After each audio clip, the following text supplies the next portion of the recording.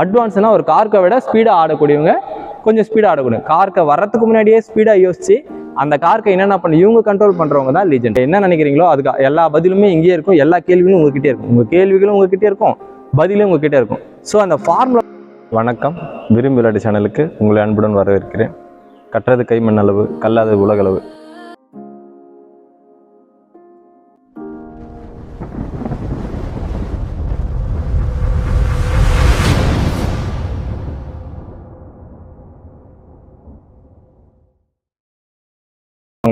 வாங்க நம்ம அடுத்து என்னன்னு பார்க்கலாம். அறுத்தல். இப்போ நம்ம கையில் அறுக்கிறதுனா என்ன பண்ணணும்னா ஃப்ரண்ட் பேக் அப்படி இழுப்போம், அப்படி முன்னாடி போய் அப்படி பின்னாடி வரும், அதான் அறுக்கிறது இல்லை. வெட்டுறதுன்னு வேற, அறுக்கிறதுனா நம்ம கையை ஃப்ரண்ட் பேக் இழுக்கணும். இந்த ஃப்ரண்ட் பேக் இழுத்த மாதிரி காருக்கு ஆடணும். இப்போ ஃப்ரண்ட் பேக் இழுக்கிற மாதிரினா எந்த மாதிரி ஃப்ரண்ட் பேக்னா இது மட்டும் ஃப்ரண்ட் பேக் கிடையாது, ஆக்ஷன் இந்த மாதிரி இருக்கணும், இந்த ஆக்ஷன் இருக்கணும், இந்த ஆக்ஷன் இருக்கணும். அப்போ இப்படி வாங்கி இப்படி போடுறது, இப்படி வாங்கி இப்படி எடுக்கிறது, இப்படி வாங்கி இப்படி தள்ளுறது, இப்படி வாங்கி இப்படி இந்த ஆக்ஷன்ல திரும்ப ரீஆக்ஷன் பண்றது தாங்க அறுக்கிறது. அறுக்கிற மாதிரி மெத்தட் ஆடணும்னா அப்போ கார்க்கோட ஃபீல் வந்து உங்களுக்கு கிளியரா தெரியணும். அப்போ கார்க்கை வந்து என்ன பண்ணணும், இப்படி வருவோம், இப்படி வாங்கி இப்படி போடுறது, இப்படி வருவோம், இப்படி வாங்கி இப்படி போடுறது, முன்னாடி காமிச்சு திரும்பி இப்படி போடுறது, கை ஆக்ஷனே மாறிடும். ஃபிங்கர் இப்படி வாங்கி இப்படி போட்டுருவோம், இப்படி வாங்கி இப்படி போட்டுருவோம், இப்படி வாங்கி இப்படி போட்டுருவோம், இப்படியே போடுவோம். இங்கே இப்படி வாங்கி இப்படி போட்டுருவோம், இங்கேருந்து இப்படின்னுவோம், கார்கிட்ட வரும்போது இப்படின்னுவோம், இங்கே வர சொல்ல இப்படின்னுவோம், ஃபாஸ்ட்டாக வரும் அப்படின்னுவோம். இங்கே ஆக்ஷன் எடுத்து திரும்ப இப்படி போடணும், இங்கே ஆக்ஷன் எடுத்து திரும்ப இப்படி பண்ணணும், இங்கே வரும், இங்கே ஃபாஸ்ட்டாக வரும், அப்படி இப்படி ஆக்ஷன் எடுத்து அப்படின்னா பால் அந்த டைமிங்கில் வந்து பால் நெட் ஓட்டி வந்துடும். வேகமான பாலை நம்ம ஸ்லோ பண்ணுறதுக்கும் இப்படி ஒரு இடத்துல காமிச்சு போகிறதுக்கும் ஆக்ஷன் இந்த மாதிரி ஆக்ஷனில் கார்க்கை டச் பண்ணி போடணுங்க. நம்ம ஆடும் போது டேப்பாக இருக்கட்டும், டிரைவாக இருக்கட்டும், இந்த மாதிரி ஃபீல்டை நீங்கள் ஆட சொல்ல அது அறுத்த மாதிரி ஒரு ஃபீல் இருக்கும். அந்த ஃபீல்டில் நீங்கள் கார்க்கு ஆடினீங்கன்னா உள்ளே வந்துடும். இது வரையும் 12 உங்களுக்கு சொல்லியிருக்கேன். 12 மெத்தட் இருக்குது. ஒரு மெத்தடாக பாருங்கள், ஒரு மெத்தடாக ப்ராக்டிஸ் பண்ணுங்கள். ப்ராக்டிஸ் பண்ணும்போதெல்லாம் உங்களுக்குள்ளே அது ஃபீல் பண்ணுங்கள். அந்த கார்க்கு எப்படி போகுது நமக்கு தெரியுது அப்படின்னு தெரிஞ்ச உடனே நீங்கள் ப்ராக்டிஸ் மேட்ச் விளையாடும் போதெல்லாம் செஞ்சு பாருங்கள். ஒரு விஷயம் செஞ்சு பாருங்கள். இந்த இடத்துல போய் அதை செஞ்சு பார்க்கலாம், இந்த இடத்துல போய் செஞ்சு பார்க்கலாம். உங்களுக்கு ஒரு ஐடியா கிடைக்கும்.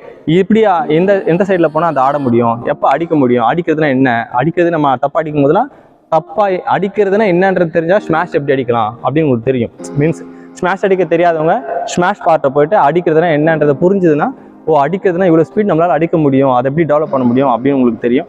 ஒவ்வொரு பகுதியும் ஒரு டைப்ஸையுமே நீங்கள் போயிட்டு தேடி நீங்கள் போயிட்டு அதை ஃபீல் பண்ணி ப்ராக்டிஸ் பண்ணும்போது உங்களுக்கு உள்ளே வந்துடும்.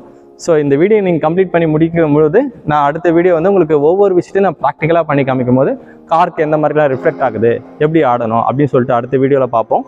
கேமே வந்து ஒரு சிஸ்டம். இந்த உலகம் பார்த்தீங்கன்னா எவ்வளோ தான் புதுசாக நீங்கள் அப்டேட் பண்ணாலும் திரும்ப அப்டேட் ஆகிட்டே தான் இருக்கும். நீங்கள் இதுதான் எண்டு முடியாது.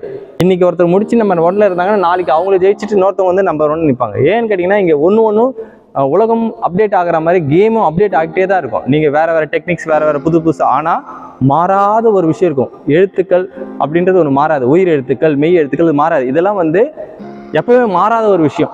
அதுதான் உங்களுக்கு பேசிக் சொல்லி கொடுத்துட்ருக்கேன். பேசிக்ன்றது ரொம்ப ஸ்ட்ராங்காக இருந்து சொன்னால் நீங்கள் எவ்வளோ அப்டேட் ஆனாலும் சரி நீங்கள் வந்து ஸ்ட்ராங்காக இருந்துகிட்டே இருப்பீங்க. உங்களோட பேசிக் ஈஸியாக கற்றுட்டு போயிடுவீங்க. ஸோ பேசிக்ன்றது ரொம்ப பெரிய விஷயங்க. அந்த மாதிரிலாம் ஆடலாம்னு சொல்லிட்டு ஒவ்வொரு வெரைட்டிலையுமே நீங்கள் வந்து இது மாறவே மாறாது. இந்த விஷயத்தில் எதனா ஒரு விஷயத்தை நீங்கள் செஞ்சு தான் ஆகணும். அப்போ இது மாறாத எழுத்துக்கள் மாதிரி இதை நல்லா கற்றுக்கணும். இதுக்கு அதே மாதிரி இது வந்து ஒரு சிஸ்டம். இந்த சிஸ்டத்தில் வந்து ஃபார்முலா தான், எல்லாமே ஃபார்முலா தான். நீங்கள் என்ன நினைக்கிறீங்களோ அதுக்கு எல்லா பதிலுமே இங்கேயே இருக்கும், எல்லா கேள்விகளும் உங்ககிட்டே இருக்கும், உங்கள் கேள்விகளும் உங்ககிட்டே இருக்கும், பதிலும் உங்ககிட்ட இருக்கும். ஸோ அந்த ஃபார்முலாவில் எப்படி விளாடுறது, செஸ் மாதிரிங்க. இப்படி கொடுத்து இப்படி வாங்கினா என்னென்ன பண்ணால் என்னென்ன நடக்கும் அப்படின்னு முன்கூட்டியே தெரியுது தான். ஸோ அது வந்து என்ன ஆகணும், அடுத்த வீடியோவில் நீங்கள் அட்வான்ஸ் கிளாஸஸாக மாறும். ஸோ இன்டர்மீடியட் கிளாஸ்க்கு வந்து அப்புறம் அட்வான்ஸ் கிளாஸை மாறும். இப்போ இருக்கிற வரையுமே இது எல்லாமே தியரிஸ், எல்லாமே பேசிக் தான். இதெல்லாம் அட்வான்ஸ் கிடையாது. இதெல்லாம் நீங்கள் தெரிஞ்சிக்கக்கூடியது. தெரிஞ்சுக்கிட்ட பிறகு தான் நீங்கள் அடுத்த கால் வைக்கணும். எப்போ ப்ராக்டிக்கல்குள்ளே கால் வைக்கிறீங்களோ அப்போ தான் இன்டர்மீடியட்டில் வந்து நீங்கள் எப்படி கிளியர் பண்ணுறீங்களோ அதுக்கப்புறம் தான் அட்வான்ஸ்ன்றது. நீங்கள் பேஸ்ன்றது எல்லாத்தையும் தெரிஞ்சுக்கணும். இப்படி இருக்குது, இது தான் இப்படி பண்ண போகிறோம், இப்படி தான் பண்ண போகிறோம் பேஸ். இன்டர்மீடியட் அதை வந்து செயல்படுத்தும் போது மைனஸ் ப்ளஸ் ரெண்டுத்தையும் செஞ்சுட்டே இருக்கணும். ப்ளஸ் அதிகமாகி மைனஸ்லேருந்து நீங்கள் எழுந்து ப்ளஸில் வர சொல்ல நீங்கள் அட்வான்ஸுக்கு வருவீங்க. அட்வான்ஸ் அந்த ஸ்பீடு.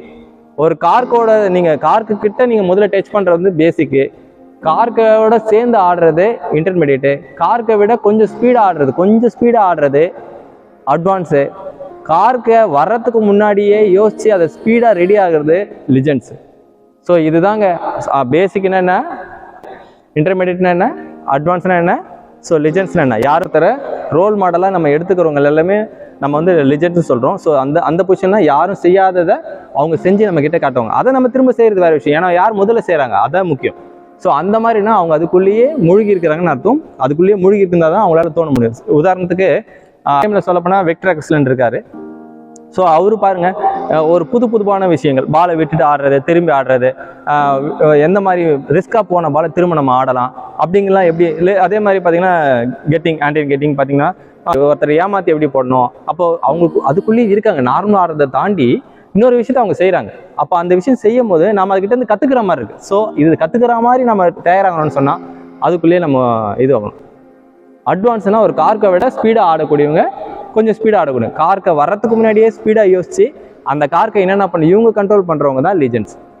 புரிஞ்சிருக்கும்னு நினைக்கிறேன். நம்ம கிளாஸ் அடுத்தடுத்து நம்ம போவோம். நீங்கள் புரிஞ்சு விரும்பி விளையாடுங்க, அதான் நமக்கு தேவை.